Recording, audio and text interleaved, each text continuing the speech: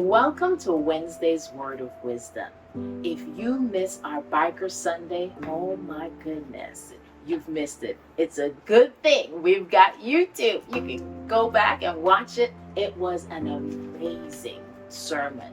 So much that it convicted us, that we were talking about it all afternoon, stirred up, challenged by what Reverend Bird said. It had me thinking about one portion of his sermon, the Lord's Prayer. Do you want to read that? The Lord's Prayer is famously found in Matthew chapter 6, so if you want to follow along, you can do so. Read out the Christian Standard. It says, "Therefore you should pray like this: Our Father in heaven, your name be honored as holy. Your kingdom come, your will be done on earth as it is in heaven. Give us today our daily bread, and forgive us our debts, as we also have forgiven our debtors. And do not bring us into temptation, but deliver us from the evil one." Right.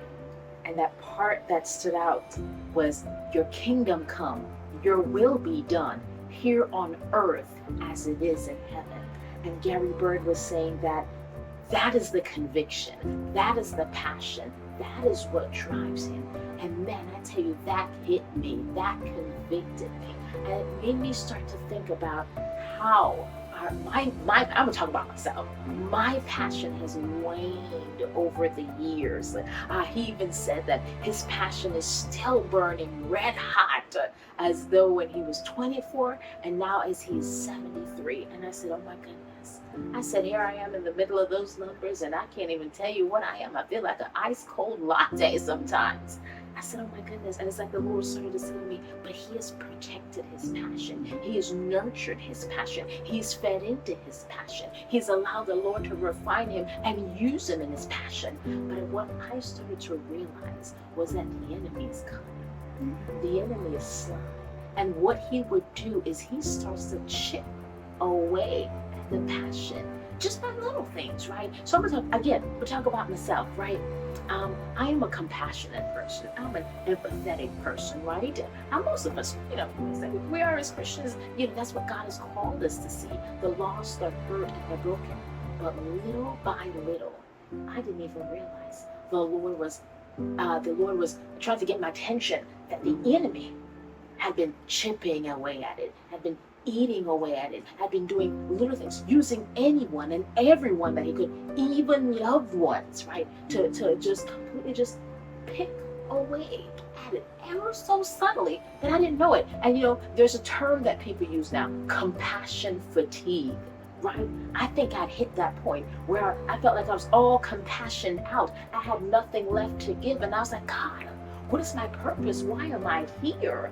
Where's that passion at? And I was starting like, I don't feel like I belong anywhere right now. I felt like all was gone. Mm-hmm. And so many of us can get to that place in our lives. And like you said, most of the time we don't even realize how we got to that point. Right. Because one day we look and then the next day it's another year has passed and we didn't even realize it's been a year. It was like, wait a minute, wasn't I here last year and now why am I here now? And what we need to be careful of, like she was saying, we need to protect the calling that God has on our life. That's first and foremost. And over the past couple of years, we've discussed certain things that we need to do.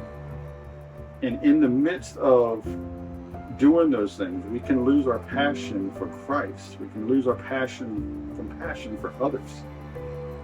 And we need to be careful to guard our hearts. Ask God for that fire to burn in us again.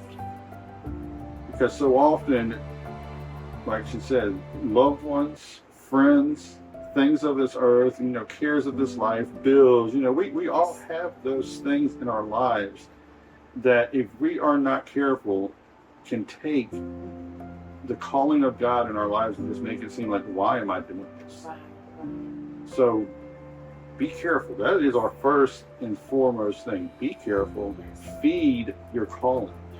Yeah, it makes me think you were saying all the things of life. It's like there's that saying that's going, I'm adulting, or I'm tired of adulting, right? Sometimes it's just that adulting, being an adult, the day to day that when I say, when the Lord revealed to me as I was looking back over these years, how little by little, just the little things, kids, being kids, having to be a mom, and those little things that just slowly just felt like it was draining me little by little. It didn't happen all at once, and I didn't see it until I got to this place. And like I said, I thank God for this, the man of God that came, Gary Bird, and just spoke that word that gave me that revelation, that insight to look back and see, wow, look at what I've been allowing because I wasn't protecting that passion.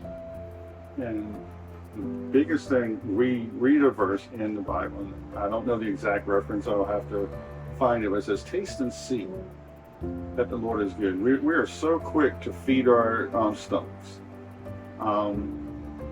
But first thing in the morning, most of us will go to the bathroom, and that's understandable. Especially as we age, we have to do that.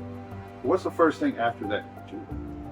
Do we pick up our cell phones now, or do we pick up God's word and taste and see what He has for us that day? We need to taste and see. We need to dig.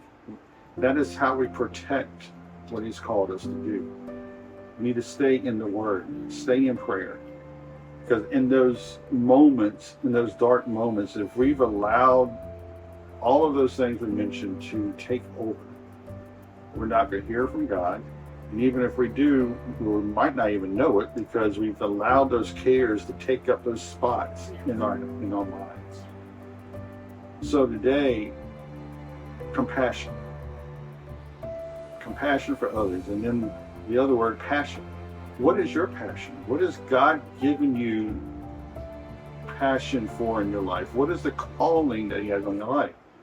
If you know it, have you come in the same place that we've gotten at sometimes, and we've kind of grown cold to it? Or are you still on fire? Or yet, do you need someone to poke that fire to get it going again? Absolutely. And that has been my prayer. It's my prayer for myself, my prayer for my family, my prayer for you. That you would allow that Father to stoke that fire, to stir up that fire. Pastors say, fan in the flame. That was one of his theories that Bishop used to preach on. Fan in the flames. Let that fire continue to burn for the Lord, for the things of the Lord. Until next time, God bless you, and goodbye.